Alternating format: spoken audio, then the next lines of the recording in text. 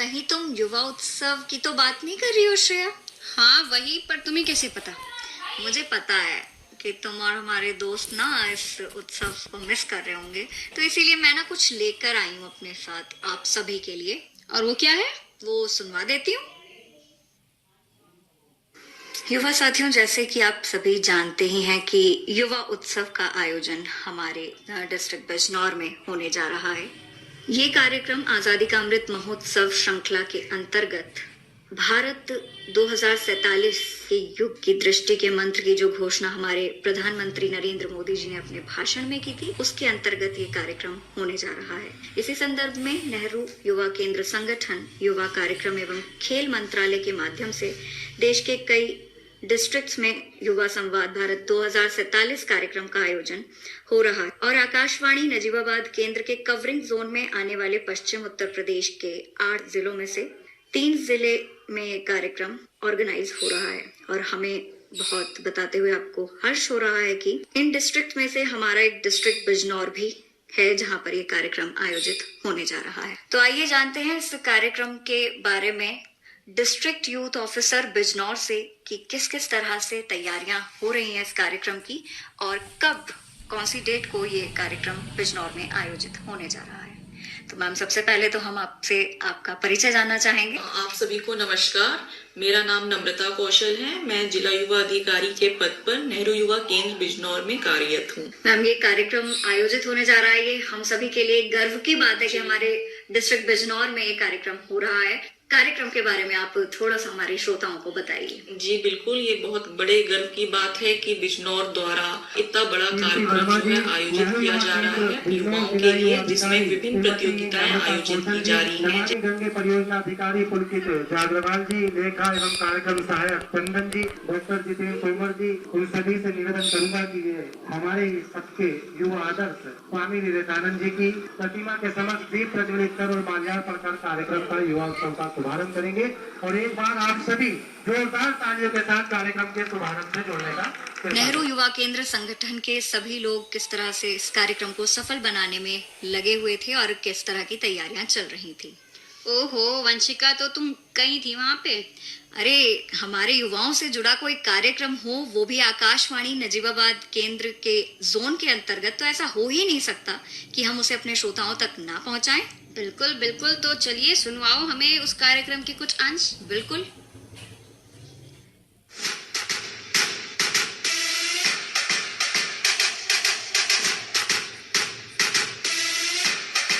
कार्यक्रम में आइए अब देखते हैं कि कौन कौन से कार्यक्रम हो रहे हैं और सबसे पहले जानते हैं कार्यक्रम अधिकारी से, उनसे उनका परिचय, और वो ही बताएंगे कि किस तरह से कार्यक्रम आयोजित हो रहे हैं और कौन कौन सी प्रतियोगिताएं यहाँ स्टूडेंट्स के लिए आयोजित की गई हैं।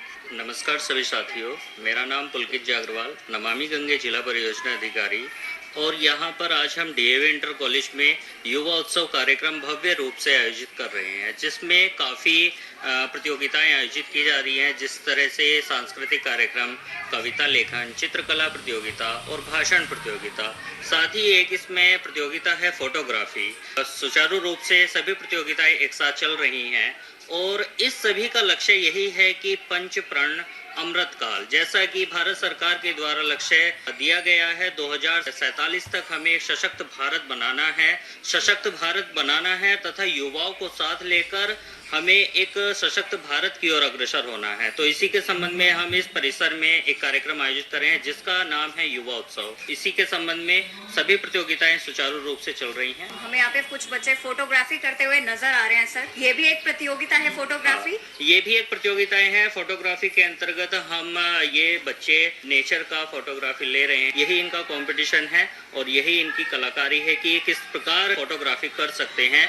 इसका लक्ष्य यही है कि युवाओं को एक साथ लेकर आगे बढ़ना, क्योंकि युवा अगर अलग अलग फील्ड में सशक्त बनेगा तो एक दिन 2047 तक भारत देश भी सशक्त बनेगा। जी बिल्कुल, कोई भी क्षेत्र ऐसा नहीं रहना चाहिए जो युवाओं से वंचित रह जाए, क्योंकि देखिए जो युवाओं की सोच होती है वो इनोवेटिव होती है बहुत ज्यादा, तो बहुत जरूरी है कि उनको हर क्षेत्र में जोड़ा जाए। सभी क्षेत्र में जोड़ा जा रहा है। जी, तो चलिए देखते हैं, युवा साथियों से बात करते हैं कि वो फोटोग्राफी कर रहे हैं और इस कार्यक्रम में वो जुड़े हैं, तो उनके क्या विचार हैं इसको लेके। तो सबसे पहले आपसे आपका नाम जानना चाहूंगी। जी, मेरा नाम अमान फरीद है और मैं क्लास 11th का छात्र हूँ। आप कौन से स्कूल से हैं जो आप प्रतिभाग कर रहे हैं यहाँ पर? हम Dayawati Dharamvir public school Bijnor DDPS के नाम से भी जाना जाता है। ओके, तो ये आपके लिए एक गर्व की बात है कि आज देखिए आप युवा उत्सव कार्यक्रम में शामिल हुए हैं और आप यहाँ पे फोटोग्राफी कर रहे हैं कि अलग अलग विभागों में कुछ अलग अलग प्रतियोगिताएं हो रही हैं। तो अगले विभाग की ओर हम बढ़ते हैं। यहाँ पे कुछ स्टूडेंट्स मुझे ड्राइंग करते हुए नजर आ रहे हैं, तो चलिए जानते हैं कि ड्राइंग कंपटीशन में किस किस ने पार्टिसिपेट किया और वो क्या क्या बना रहे हैं। तो मैं आपसे आपका नाम जानना चाहूँगी। मेरा नाम कैलाश चंद्र सैनी है। आपने इस कंपटीशन में पार्टिसिपेट किया है युवा उत्सव के, तो ये बताइए आप क्या बना रहे हैं? मैं वाइजन ऑफ डिजिटल इंडिया 2047 के बारे में बना रहा हूँ। बहुत खूब और काफ़ी अच्छी ड्राइंग हमें नज़र आ रही है। जैसा कि इन्होंने बताया, डिजिटल इंडिया की जो प्रयास हमारे नरेंद्र मोदी जी कर रहे हैं हर एक को डिजिटलाइजेशन से जोड़ने का, वो इनके चित्र में हमें नज़र आ रही है। सर, यहाँ पे काफ़ी स्टूडेंट्स हमें नज़र आ रहे हैं, जैसे अभी इन्होंने बताया अभी कि डिजिटल इंडिया के बारे ड्राइंग कर रहे हैं, तो आप कुछ कहना चाहेंगे सर? छात्र कैलाश चंद्र जी, जो कि अभी आपको बताया, और मैं इनके लिए एक बात बोलना चाहूँगा कि विकलांगता शरीर से होती है, मन से नहीं होती है। जी। और यही साक्षात उदाहरण इनका दिखाई दे रहा है। ये छात्र दोनों हाथों से विकलांग हैं, लेकिन फिर भी चित्रकला प्रतियोगिता में प्रतिभाग कर रहा है। यही सशक्त भारत की नींव है, यही हम अग्रसर हो रहे हैं सशक्त भारत के लिए। जी। तो पुनः आपका धन्यवाद। कितनी अच्छी ड्राइंग कर रहे हैं। डिजिटल इंडिया जो इन्होंने बताया उसके बारे में, कहते हैं ना, ऊपर वाला हुनर जिसको देता है वो किसी न किसी रूप में नज़र आ ही जाता है। कुछ कमियां अगर देता है तो उसके साथ साथ टैलेंट भी देता है। बिल्कुल। हमें